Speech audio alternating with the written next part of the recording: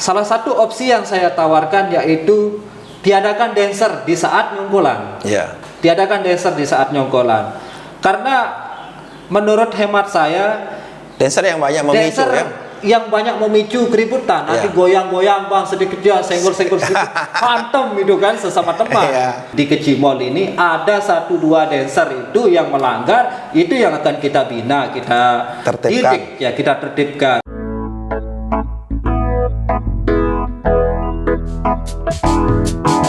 Assalamualaikum warahmatullahi wabarakatuh. Selamat berjumpa kembali tentunya bersama saya Abu Nuril di Abu Nuril Podcast, obrolan rakyat jelata.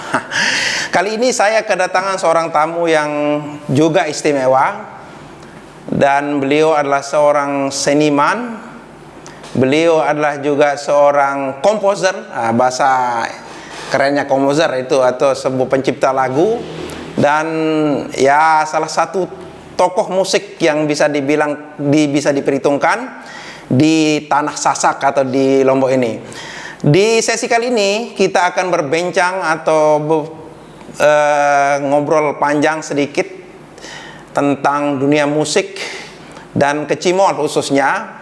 Kecimol adalah salah satu grup musik yang sangat populer, terutamanya di NTB, khususnya di Pulau Lombok ini.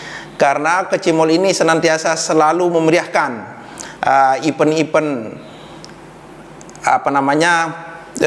pesta, terutamanya pesta perkawinan yang konteksnya atau konsepnya lebih ke tradisional. Baik, saya perkenalkan langsung saja Bang Hardi atau Hardi GGR. Apa kabar Bang? Sehat? Sehat. Terima kasih telah hadir di acara podcast saya. Sama-sama Bang, semangat. Merupakan kehormatan bagi saya untuk menyempatkan diri untuk hadir. Baik, di sesi kali ini kita akan berbicara kembali tentang musik. Siap. Karena pada sesi yang sebelumnya saya sudah pernah buat podcast yang isinya juga musik, tetapi kita bahas lebih banyak tentang sound system itu tentunya. Mungkin sudah melihat video saya itu. Dan kali ini kita spesifik berbicara tentang musik dan dunia Kecimol khususnya. Siapa? Ya, jadi mudah-mudahan video ini sekaligus bisa membantu untuk memberikan sedikit pencerahan apa itu musik, apa itu Kecimol khususnya bagi orang NTB itu sendiri yang mungkin tidak ataupun non NTB, karena musik ini adalah tidak bisa dilepaskan, adalah salah satu kebebasan berekspresi, dan betul, seperti apa yang disampaikan oleh Mas Oon pada sesi adalah salah satu ekonomi kreatif. Betul. Begitu Bang Hardi. Siap. Jadi ya, sebelum kita berbahas jauh tentang dunia Kecimol tadi itu, Bang Hardi ini sendiri sebenarnya sudah aktif di dunia musik itu sejak kapan begitu? Izin Ban, untuk sebenarnya mulai dari Kecimol itu dari tahun 2007 ya. 2007 ya. Awalnya grup saya dulu itu, atau grup kami dulu namanya GGR atau Geger Girang. Berlanjut di tahun 2009 pindah menjadi Sejomang Tulen ya. Jadi setelah Sejomang Tulen baru menjadi Pandawa Musik yang saat ini masih berlangsung. Jadi Sejomang itu sudah tiada ada? Sudah diganti Pandawa. Ya, sebenarnya masih, tapi sudah ganti nama saja sebenarnya. Oh iya ya, Sejomang itu cukup dikenal waktu, bahkan saya pernah melihat video klipnya, kalau enggak video klip yang yang sedikit di aransemennya perbaiki atau dimodernkan itu, kalau tidak salah judul lagunya itu Temerisi Mentoa ya? Bukan, itu GGR. Bukan. Itu GGR punya itu ya, udah bukan Sejomang lagi. Bukan. Kalau Sejomang dulu itu seperti Lowong Geru, Sailok gitu kan, itu Sejomang dulu itu. Jadi tahun berapa itu? Itu tahun 2008 2009 itu.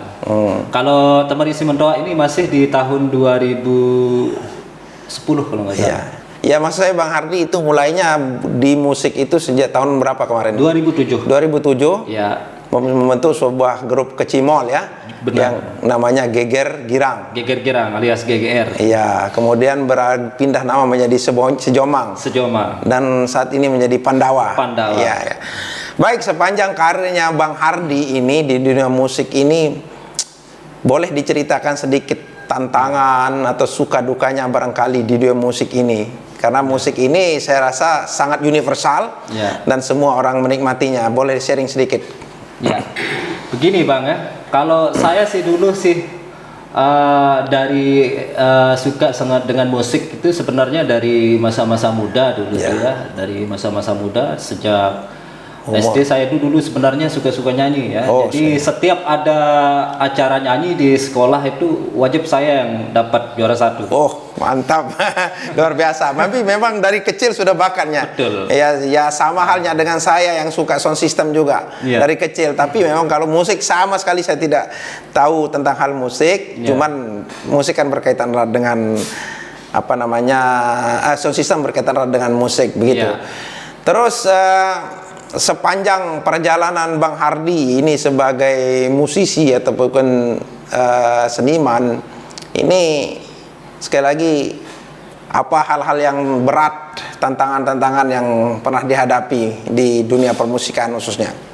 Kalau kita bedah dari awal Bang, memang tantangannya luar biasa. Hitunglah dulu waktu kita baru merintis karir gitu ya di bidang seni ini atau di bidang lagu-lagu Sasak gitu ya.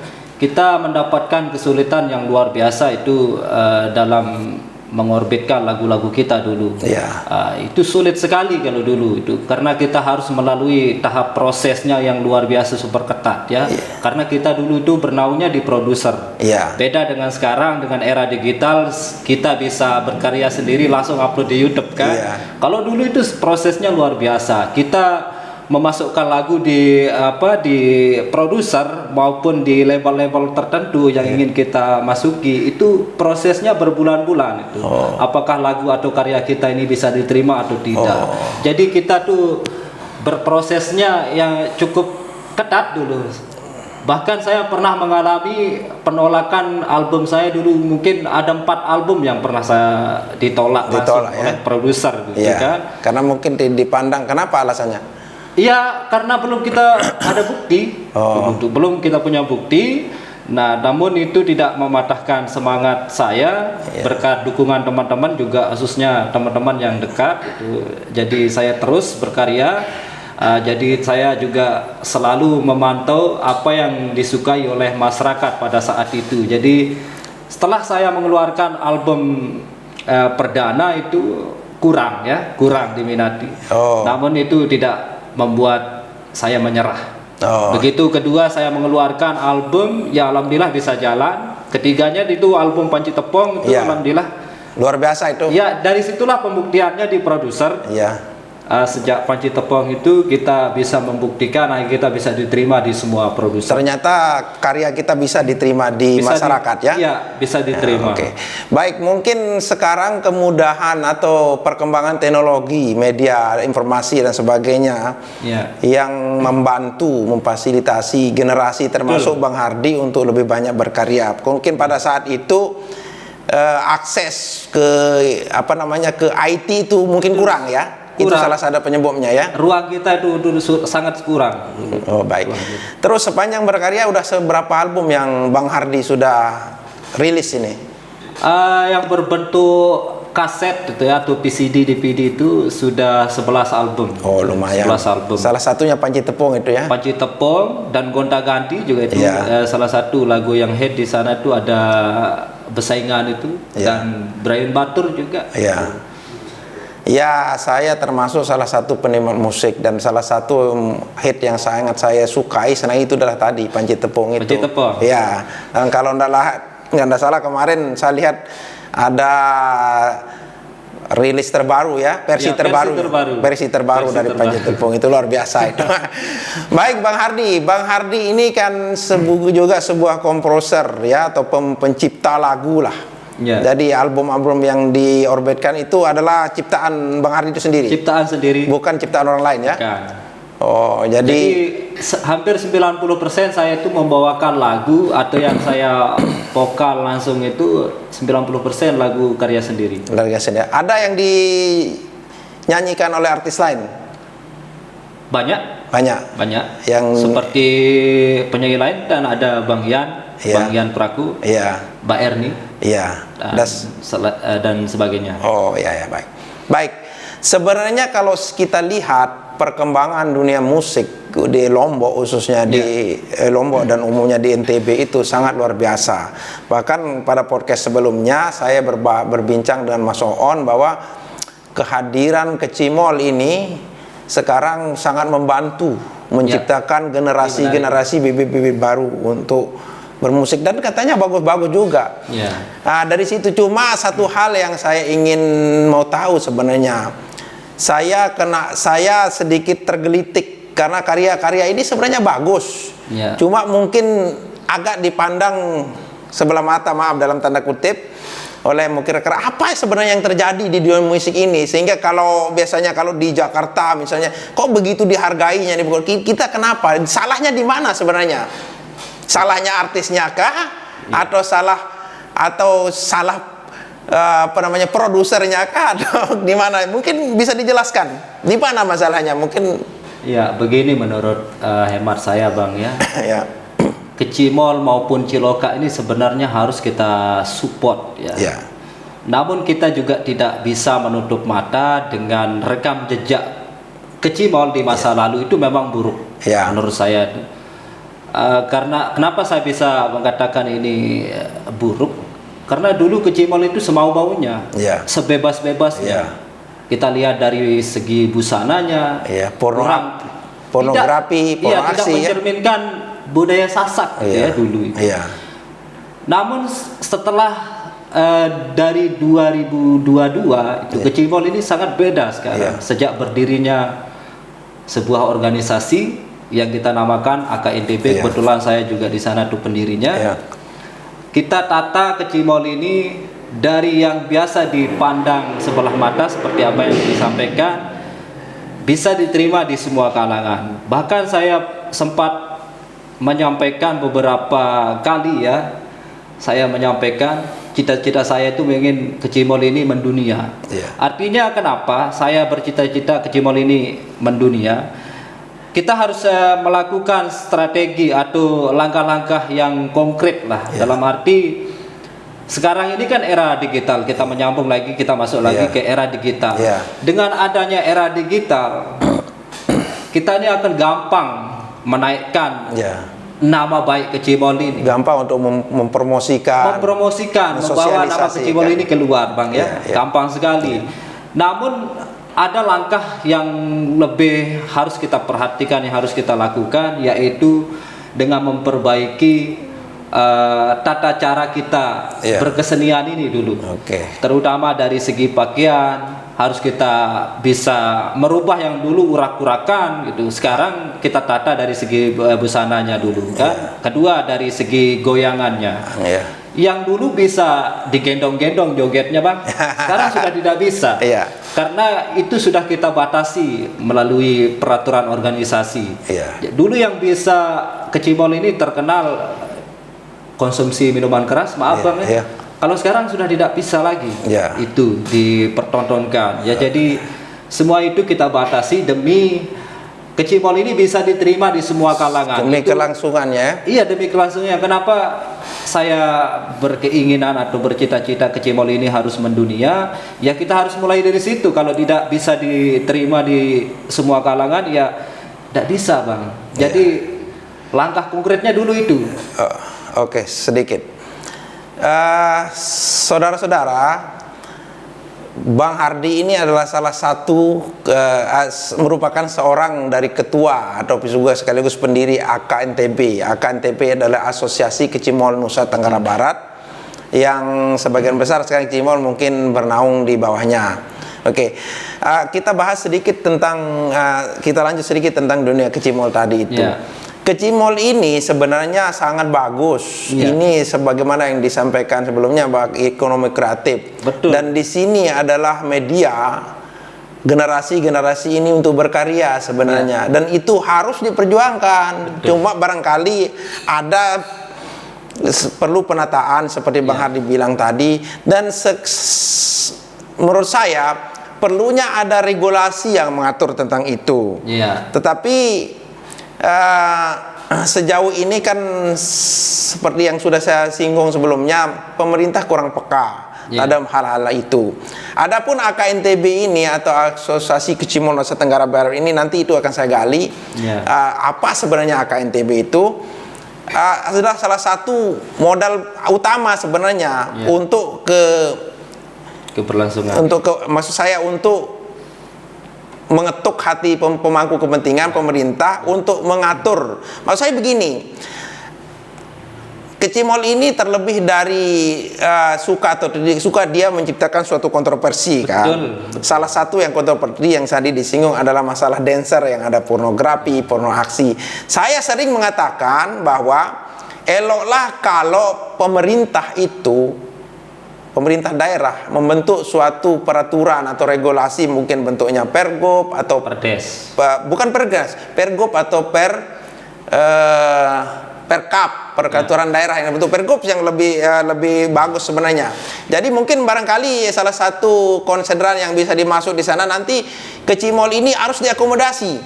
Betul. Kemudian cuma perlu ditata, mungkin dancernya ditiadakan misalnya. Karena kalau sekarang kalau bentuknya perdes di suatu desa atau bentuknya peraturan kabupaten, pemerintah kabupaten misalnya yang melakukan itu, tidak bisa karena di Lombok Tengah misalnya ada dilarang dancernya, tapi di Lombok Barat tidak dilarang. Jadi bentuknya dalam bentuk pergub untuk diatur supaya apa yang menjadi kontroversi itu maksudnya tidak berkembang. Nah itu masalahnya. Jadi sebenarnya pemerintah tidak peka. Kalau pemerintah peka terhadap hal ini sebenarnya bisa diatur itu supaya hal-hal yang menjadi kontroversi tadi itu tidak ada. Itu salah satu untuk menjaga kelangsungan dunia Kecimol ini. Kalau kita stop, tidak bisa kita stop juga. Betul. Karena ini adalah kebebasan berekspresi. Betul. Dan kalau kita bilang ini bukan budaya, ya memang bukan budaya, tetapi ini kreasi. Kontemporer. Iya. Dan hal-hal itu barangkali ada tanggapan sedikit tentang hal yang sedikit saya sampaikan. Mungkin itu yang mungkin Bang Hardi mungkin perlu perjuangkan atau sudah pernah diperjuangkan melalui anggota DPR untuk membuat regulasi untuk disampaikan ke pemangku kepentingan seperti pemerintah misalnya. Iya, menurut pengalaman saya selama mau memasuki 2 tahun ini, kan memang fokus kita di kemarin-kemarin ini kan di awal-awal periode kemarin ini sebenarnya itu perizinan kan, jadi kita selalu mendapatkan kesulitan di bawah ini. Seperti yang abang sampaikan tadi ini perlu regulasi. Jadi menurut pengalaman yang saya sudah tuntaskan, yang sudah saya selesaikan itu banyak desa yang melarang. Banyak desa yang melarang. Contohnya kemarin di Tanjung Luar, di Labuan Haji, dan di mana kemarin di Jago juga. Itu sudah saya selesaikan. Ternyata mereka ini sebenarnya sedikit sekali keluhannya. Apa? Sedikit sekali keluhannya itu, yaitu terutama itu masalah keributan ini. Keributan ini. Yang kedua ini sudah yang saya sampaikan tadi itu masalah joget goyang-goyang yang erotis ini. Nah itu. Nah saya sampaikan terkait keributan sebenarnya itu saya sampaikan. Memang di sini itu memang penuh kontroversi, memang kita akui memang keributan itu memang selalu di mana-mana. Tapi ini bukan hanya sekedar berkaitan dengan Kecimol, Bang ya. Di Gedang Belik pun bisa banyak keributan. Di sepak bola pun banyak keributan. Nah, di situ saya sampaikan terkait masalah keamanan ini sebenarnya bukan tanggung jawab Kecimol, namun itu tugas dari aparat keamanan seperti BKD. Nah, BKD dan Babinsa setempat nih, kan ini harus terlibat ini. Jadi saya selalu menawarkan opsi ketika itu yang menjadi keluhan atau kekhawatiran aparatur desa setempat yang tidak memberikan izin Kecimol, saya selalu sampaikan, ayo mari sama-sama kita menjaga. Seandainya di suatu dusun ini memang sering terjadi keributan, saya kasih opsi, Bang. Saya kasih opsi, silakan para kadus ini untuk menghimbau kepada yang punya gawe atau yang punya hajatan untuk tidak memberikan atau tidak memberikan konsumsi minuman keras ini kepada remajanya. Karena kita tahu sekarang, Bang ya, banyak sekali Epin Gawe itu yang selalu menyediakan minuman keras. membagikan kepada pengiring. Ini yang harus kita hilangkan sebenarnya, Bang. Yang kedua, peran BKD setempat ini harus aktif sebenarnya, harus kita libatkan aktif. Karena ini sudah menjadi tugas mereka untuk mengamankan setiap acara di desa tersebut. Jadi saya selalu menawarkan ketika di sana di suatu dusun sering terjadi tawuran, salah satu opsi yang saya tawarkan yaitu tiadakan dancer di saat nyonggolan. Tiadakan dancer di saat nyonggolan. Karena menurut hemat saya, dancer yang banyak memicu yang banyak memicu keributan, nanti goyang-goyang Bang, sedikit ya senggol-senggol sedikit, hantem itu kan sesama teman. Nah jadi saya berikan opsi jalan keluar untuk tiadakan dancer atau tarik dancer mundur ke belakang di saat nyonggolan. Tapi di saat masih di tetaring atau di yang tempat hajatannya itu silahkan joget.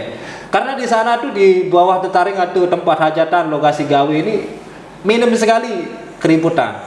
Yang paling sering terjadi keributan itu pas nyongkolan, Bang. Jadi itulah saya mengasih opsi untuk tiadakan joget atau dancer di saat nyongkolan. Sedikit saya potong. Itu tadi perkara yang itu maksud saya yang saya bahas tadi sedikit, yang saya singgung bahwa perlunya ada regulasi. Kalau kita buat suatu mau menata dalam bentuk himbauan ini susah. Termasuk halnya juga melarang minuman keras. Kalau minuman keras sendiri sebenarnya tidak boleh tidak boleh di tempat umum gitu. Makanya perlu ada regulasi. Saya pernah mengatakan bahwa eloklah kalau ada peraturan daerah membuat ini, jika mudah-mudahan pemerintah sebagai kemudian mendengar ini. Saya dulu pernah mengusulkan supaya dibuat peraturan daerah, termasuk di dalamnya itu adalah peraturan bagaimana konsep penyelenggaraan atau kecimol itu sendiri, baik dari segi keamanannya, kemudian mengatur porno aksinya. Karena kalau pornografi porno aksi sendiri sebenarnya sudah ada pasal yang mengatur itu, cuman penegakannya masalahnya tidak ketat kan itu. Kedua, kalau ada regulasi, saya juga pernah mengatakan eloklah kalau pada regulasi yang mengatur tentang ini nanti misal satu konsiderannya adalah kecimol ini harus berorganisasi dan kecimol ini harus berizin. Siapa yang melanggar ketentuan-ketentuan yang ditentukan oleh pemerintah dan masyarakat dan pemangku kepentingan itu bisa dicabut izin dan dikeluarkan organisasi. Contoh, saya punya organisasi amatir radio namanya Orari dan Rapi. Di organisasi ini yang kita punya izin, yang mengeluarkan izinnya siapa? Kominfo, Kementerian Komunikasi dan Informatika. Tetapi syarat dikeluarkan izin apa? Harus mengikuti harus menjadi anggota salah satu organisasi ini. Apakah itu Rapi atau Orari? Kalau Anda tidak menjadi anggota, Kominfo tidak bisa mengeluarkan. Barangkali hal serupa bisa juga diterapkan, maksud saya di kecimol itu. Kalau nanti mungkin Bang Hardi bisa memperjuangkan itu salah satu diperjuangkan. Sedikit sekarang kalau saya tanya misalnya AKNTB kan, sekarang saya tanya sebenarnya ke Mas Hardi sendiri dan bisa dijelaskan, kalau seandainya AKNTB ini atau anggota melanggar aturan, apa sanksi yang mereka harus dapatkan? Begini Bang, AKNTB ini sebenarnya bisa kita katakan kepanjangan tangan pemerintah sebenarnya kan. Jadi menyambung apa yang menjadi keluhan tadi Bang, sebenarnya dalam waktu dekat ini memang saya sudah rencanakan untuk melibatkan semua aparatur desa, setiap desa untuk dijadikan pengawas. Kenapa saya punya keinginan untuk menjadikan aparatur desa ini pengawas? Kesulitan kita begini Bang, banyak sekarang mungkin sekitar 5% itu masih di luar AKNTB, 95%-nya tergabung di AKNTB. Nah yang 5% ini yang masih menjadi kecimol liar kan. Cara kita mengatasi ini memang tidak mudah Bang ya. Kita ada sisi dilemanya juga di sini, Artinya kita mau terlalu keras mencegah, di sana kita lihat ada nyawa manusia yang mencari makan. Namun di sisi lain kita juga perlu melindungi ruang gerak kecimol-kecimol yang tergabung di AK ini kan.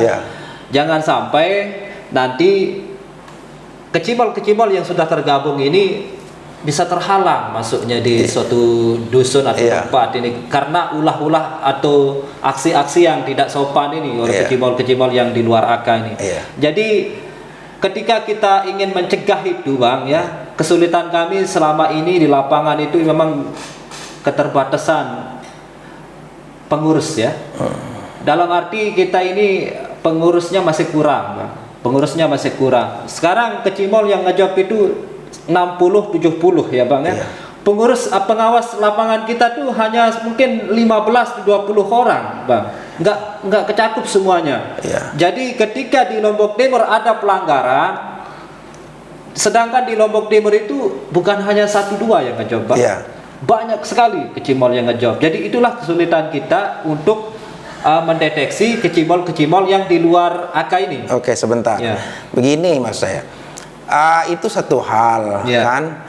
Itu sebab itu saya tadi katakan perlunya ada regulasi sebenarnya. Kalau sudah ada regulasi, sebenarnya nanti yang akan terlibat adalah penegak hukum. Apakah itu kepolisian, Satpol PP dan sebagainya. Kalau seperti itu konsepnya, Bang Hardi, susah nanti. Maksud saya, kalau iya banyak yang mau menjadi pengurus pengawas, kan? Kalau tidak ada kan susah juga. Dan kedua, seperti yang saya tanya tadi, apa konsekuensinya, apa sanksinya jika kecimol yang merupakan anggota AKNTB ini melanggar ketentuan atau peraturan yang sudah dibentuk oleh AKNTB itu? Mungkin bisa dijelaskan ke poinnya aja. Iya, yang pertama terkait sanksi, ya, Bang, kita sudah atur dalam peraturan organisasi itu. Ketika peraturan-peraturan yang sudah kita sepakati bersama, sudah kita ketok bersama itu dilanggar, di sana itu SP1-nya dikenakan 1 juta denda. Denda 1 juta. Nah, kedua sama 1 juta. Ketiganya kita keluarkan dari organisasi. Itu sanksi tegas dari kita. Itu sudah berlaku berapa kali, seperti sudah kita terapkan di mantan-mantan anggota. Sebenarnya dulu kecimol ini hampir 100% gabung sebenarnya, Bang, ya. Tapi setelah kita kenakan sanksi SP3, jadi mereka ini di luar AK sekarang. Nah, itulah sebab saya ingin tuntaskan, Bang, ya, supaya jelas itu. Kenapa kita ingin melibatkan aparatur desa setempat, setiap desa itu, supaya kita gampang membatasi atau kita mengontrol teman-teman kecimol ini yang di luar AKNTB ini tidak bisa berbuat seenak-enaknya lagi. Artinya setiap desa itu sudah ada pengawasnya, aparatur desanya setempat. Kita akan kontak setiap desa itu, oh, kecimol ini yang masuk. Jadi mereka sendiri nanti yang akan kontrol setiap desa itu, aparatur desa ini. Jadi mereka sudah bagian dari AKNTB. Nah, itu cara kami untuk mengurangi lah ruang gerak kecimol-kecimol di luar AK ini. Begini, tapi maksud saya ketika sudah diberhentikan dari AKNTB, kan mereka masih bisa beroperasi. Nah, itu maksud konsekuensinya, maksud saya, kalau misalnya ada peraturan yang atau regulasi kembali ke tadi itu yang menaungi di bidang itu, tidak bisa kalau melanggar aturan kemudian dikeluarkan dari AK, kan nggak akan tuntas, kan tidak tuntas. Dan kemudian tidak ada sanksi yang terlalu penting untuk yang signifikan. Itu masalahnya, itu yang saya mau pertegas di Bang Hardi sebenarnya. Jadi seperti yang saya katakan tadi, kalau bisa ada regulasi itu, dan hanya pemangku kepentingan seperti hanya pemerintah yang bisa menyelesaikan itu. Itu maksud saya. Jadi supaya apa yang menjadi permasalahan itu tuntas loh, maksud saya. Saya sambung lagi, Bang. Itulah kenapa kami mengangkat teman-teman aparatur desa setempat ini. Tujuannya itu tadi, Bang, kan? Supaya ketika kita sudah keluarkan anggota atau mantan anggota ini, mereka ini bisa terkontrol lagi, kan? Seperti apa yang Abang sampaikan tadi, setelah keluar dikenakan sanksi, mereka masih bisa ngejob. Nah, ketika kita sudah keluarkan mereka, tujuan kami dengan adanya pengawas lapangan di setiap desa itu, mereka sendiri nanti yang akan membatasi Ketika nanti yang punya gawe melapor, oh kami ingin mengadakan gawe jelo ini, nah itu hari ini pasti akan mereka lapor kan ke desa, nanti ke kadus ke desa. Nanti mereka sendiri akan ngecek mau menggunakan kecimol mana. Nanti kan ada datanya, ada datanya. Ketika di luar AKEDB di stop. Itulah fungsinya, tujuan kami, Bang. Oh ya, baik Bang Hardi, untuk mudah-mudahan kecimol ini kedepannya bisa ditata lebih baik. Karena saya sendiri adalah salah satu pencinta atau penikmat kecimol sebenarnya. Itu tapi kalau saya mau pakai jasa kecimol termasuk Bang Ali ini dulu kecimol yang jelek-jelek dikasih. Banyak kecimol dia punya yang jelek-jelek dikasih kita kan. Sudah bagus semua, Bang. Sudah bagus semua sekarang kecimolnya. Oke, itu tadi ya, mudah-mudahan ada jalan keluar dan sebagaimana yang saya sampaikan tadi, mudah-mudahan ada jalan keluar untuk kecimol di Sembalik, karena bagaimanapun tidak mungkin kita larang, terlepas dari kontroversi yang tadi, ada yang suka ada yang tidak. Kalau kembali kita berbicara tentang keributan, sebenarnya apa saja event yang mengumpul massa itu berpotensi keributan. Tinggal kita tata saja, mau konser musik, mau kecimol, mau gendang beli. Tetapi maksud saya, kalau adanya regulasi yang berulang-ulang kali saya sebut tadi, paling tidak terjadi seperti yang terakhir terjadi itu. Sama-sama kecimol bentrok kan? Begitu. Itu sedikit Bang Hardi. Mudah-mudahan ada titik temunya. Kemudian kembali ke dunia musik ini Bang Hardi. Musik ini sendiri sebenarnya apa dipandang sebagai apa oleh masyarakat NTB, dipandang sebagai apa sebagai masyarakat NTB ini? Maksud saya, inikah bagian dari budaya kah atau seni kah atau gimana? Kalau menurut hemat saya sih, Bang, musik ini sebenarnya bukan hanya di bagian seni budaya saja tapi lebih meluasnya seni kontemporer. Seni kontemporer. Karena kalau kita mengatakan ini lagu Sasak ini adalah budaya, sebenarnya kalau saya menurut hemat saya itu kita ini sebenarnya tidak punya budaya di lagu-lagu Sasak. Contoh saja gambus itu kan bukan asli punya kita. Bugis kalau nggak salah punya gambus itu. Lalu apa yang kita punya? Ketipung itu kan bukan berasal dari Lombok juga atau Sasak. Berasal dari Jawa kan, gitu. Lebih ke seni lah ya. Lebih ke seni kontemporer. Jadi apapun namanya itu, kalau menurut saya musik ini memang harus tetap kita dukung, kita harus support, tetap harus kita lestarikan. Karena di sana tuh banyak para pegiat seni yang hidup bisa menjadi jalan mata pencarian lah Bang ya. Jadi ini yang harus kita support. Ajang pengembangan bakat juga. Seperti yang kemarin Mas Oon bilang, sekarang tidak susah cari musisi. Betul. Karena adanya kecimol, kemudian media belajarnya lebih banyak. Betul, Bang. Dan sebagainya. Kalau seperti yang Bang Hardi katakan tadi, kalau dulu untuk merilis suatu album aja harus menunggu produser kan. Sekarang Bang Hardi bisa jadi produser sendiri kan. Betul. Termasuk Abang juga kan. Ketika punya karya sudah selesai, tinggal upload saja kan. Oh iya. Seperti ini aja kan Abang sudah menjadi produser kan. Kita. Ya, saya hanya sebagai, kalau saya kan lebih menggali sebenarnya sisi jurnalistiknya. Karena mudah-mudahan apa yang saya sajikan di obrolan rakyat jelata ini, di podcast saya ini, bisa menjadi penyambung atau penyampaian media, penyampaian aspirasi juga. Sebagaimana yang kita sudah bahas tadi tentang keluhan rekan-rekan seni dan sebagainya. Kemudian apa saja yang dibutuhkan. Karena memang yang sejauh yang saya pandang, yang saya lihat memang tadi itu tidak bisa namanya kecimol ini ditiadakan. Terlepas itu adalah bukan budaya kita atau tidak. Ini memang kita tidak pernah, mungkin rekan-rekan juga tidak pernah mengklaim itu budaya kan. Ini seni. Dan kebebasan berekspresi itu tidak bisa dihalangi, begitu. Cuma kembali yang seperti saya katakan tadi, perlunya ada penataan sedikit dan regulasi untuk mengatur ini semua untuk lebih tertata supaya tidak seperti sekarang. Maksud saya di desa A diterima, di desa B tidak diterima. Itu padahal alasannya sangat klasik, memicu keributan kan.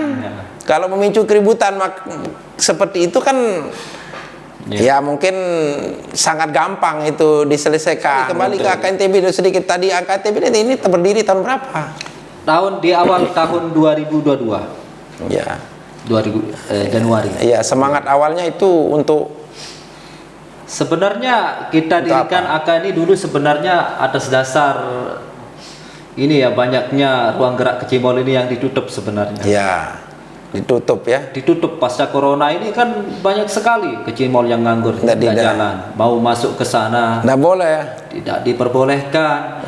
Nah, dari situlah saya dan teman-teman itu berkumpul, berinisiatif untuk membuat sebuah perkumpulan dan kita langsung daftarkan ke Kemenkumham. Ya. Kita legalkan itu. Kemudian sehingga sekarang berapa banyak anggota yang dimiliki AKNTB? Sekarang menurut data yang saat ini 320 sekian Kecimol di se-NTB. Yang masuk angka NTB. Dan total Kecimol di NTB itu berapa banyak? Kalau kita ambil secara keseluruhan mungkin 400-an ada, Bang. 400-an ada, tapi kebanyakan termasuk yang di Sumbawa ya? Iya, termasuk di Sumbawa, Dompu. Iya. Hanya Bima yang nggak punya Kecimol. Bima ya, sampai Dompu ya? Dompu ada. Jadi sebenarnya walaupun begini Bang, walaupun data yang kami pegang ini anggota kami yang banyaknya sampai 300 sekian ini, mungkin bisa dihitung hanya seperempatnya ini yang aktif gitu kan. Jadi ini yang menjadi fokus saya di tahun 2024 ini, bagaimana caranya supaya semuanya merata, bangun semuanya, kesetaraannya itu sama. Jadi tidak ada yang istilahnya timpang tindih, ada ketimpangan di sini. Yang besar semakin besar, yang kecil semakin kecil. Ini yang menjadi fokus saya ke depannya. Karena terkait perizinan sudah, alhamdulillah sudah 98% sudah dibuka sekarang.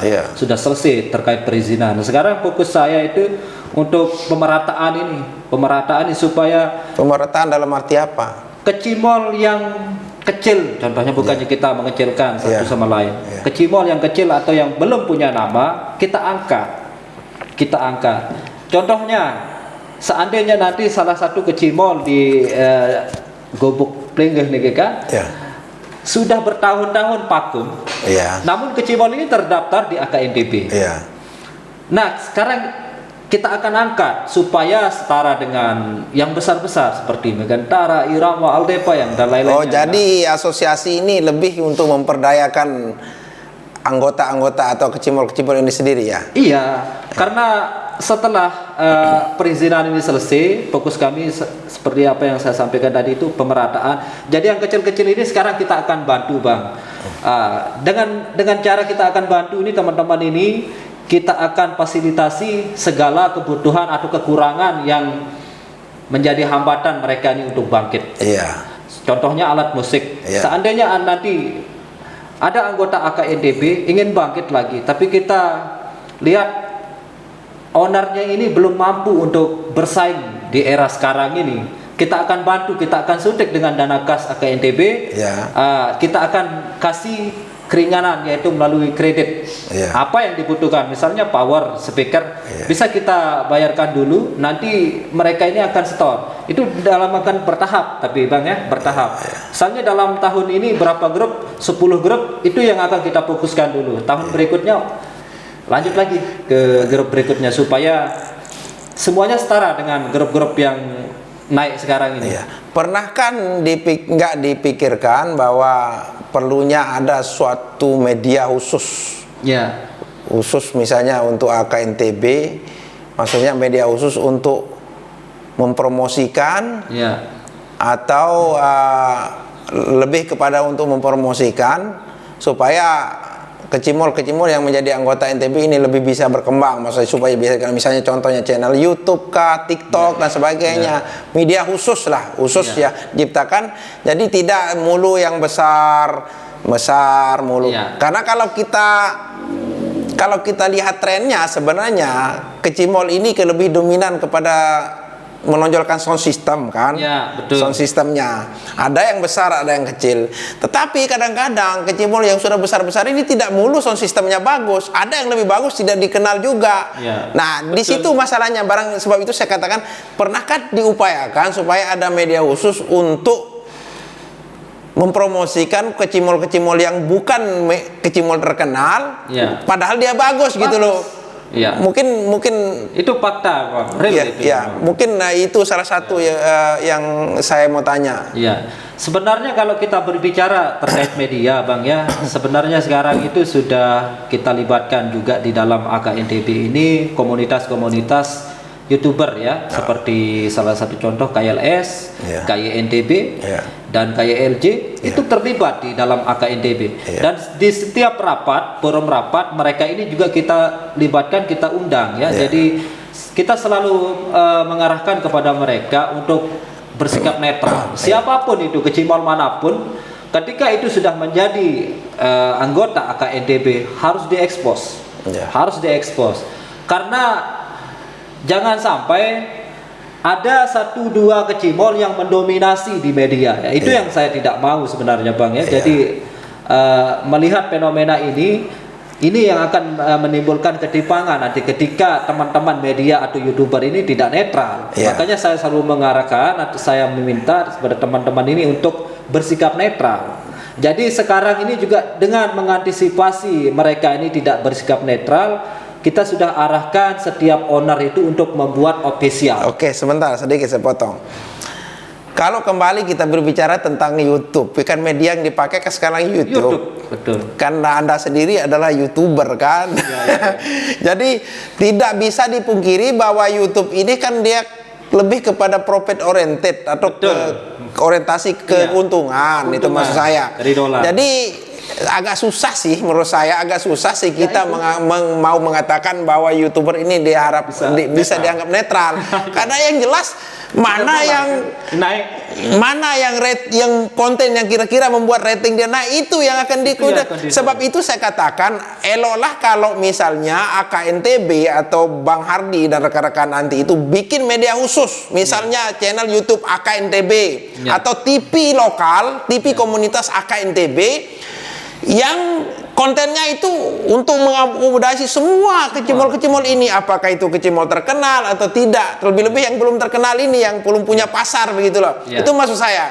Kalau misalnya sekarang, kalau misalnya Bang Munir lah, YouTuber kecimol, ya kalau Bang Munir cuma dapat capeknya aja, kemudian ratingnya ndak naik-naik kan ndak mau, itu loh maksud saya. Jadi barangkali ke depan usulan saya, Bang Hardi bisa buat satu media khusus, misal channel YouTube khusus yang kita sepakati, ini channel ini komunitas kita bersama, kalau ratingnya naik, penghasilannya masuk ke dalam kas ke AKNTB. Begitu. Kemudian buat TV komunitas, misalnya TV komunitas untuk meliput kecimol yang ada di AKNTB. Jadi keuntungannya itu semua nanti akan masuk ke ke kas asosiasi atau ke kas grup ini. Dan itu kas itu nanti bisa kita untuk memberdayakan kecimol itu sendiri, atau mungkin kalau mau lebih dipandang, kalau berpenghasilan banyak dan sebagainya, apa salahnya kalau kas itu bisa kita manfaatkan untuk orang-orang rekan yang lebih membutuhkan, misalnya kaum difabel, anak yatim. Oh, ternyata kecimol itu tidak mulu negatif kan begitu maksud saya. Jadi kalau sekarang kita arahkan Bang Munir misalnya sebagai nggak mungkin dong dia mau liput kecimol yang nggak bisa menaikkan ratingnya. Itu maksud saya. Coba bagaimana tanggapannya itu? Itu menarik tuh Bang. Kebetulan ide Abang juga sudah saya tangkap, sebenarnya sudah saya lakukan. Cek saja Bang, ada channel YouTube-nya AKNTB, AKNTB TV namanya. Nah itu rencananya Bang ya. Setiap kecimol ini kita kasih login adminnya, officialnya itu kan. Nanti mereka akan upload sendiri di sana. Kecimol ini upload sendiri di sana tuh, semua kecimol nanti akan upload sendiri. Misalnya grup A upload sendiri, Nanti grup saya yang saya pimpin upload sendiri. Jadi semua terakomodir di sana di dalam channel tersebut.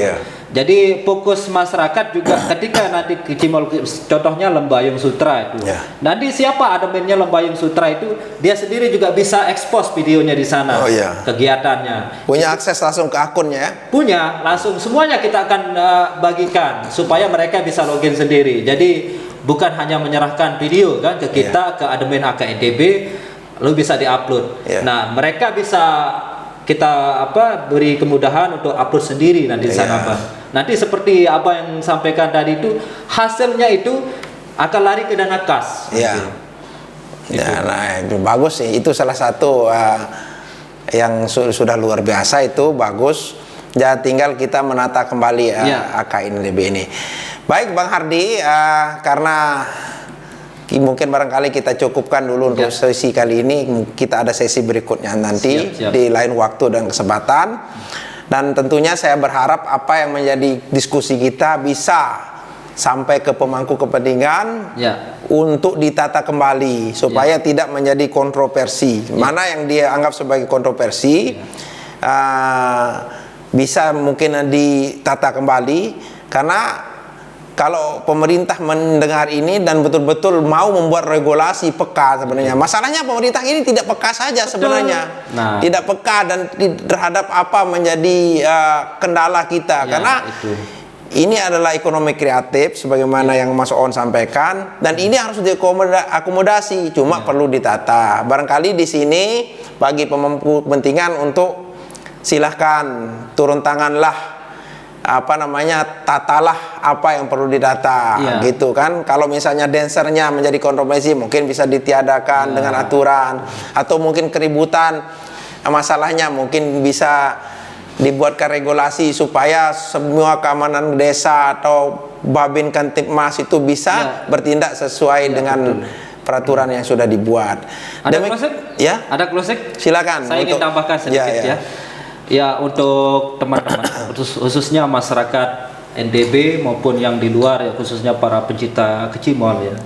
Sekarang ini Kecimol memang sudah kita tata ya dengan rapi. Jadi artinya walaupun masih ada 1-2 Kecimol ini yang masih tidak mengindahkan aturan, silakan laporkan kepada kami. Karena begini ya, kalau kita berbicara terkait negatif, hal-hal negatif di bidang apapun itu pasti ada negatifnya. Ada plus minusnya. Saya selalu sampaikan ya, jangan kita hanya melihat negatifnya. Kalau kita hanya melihat negatifnya, semua akan merembet kemana-mana. Contohnya di lembaga kepolisian saja ya.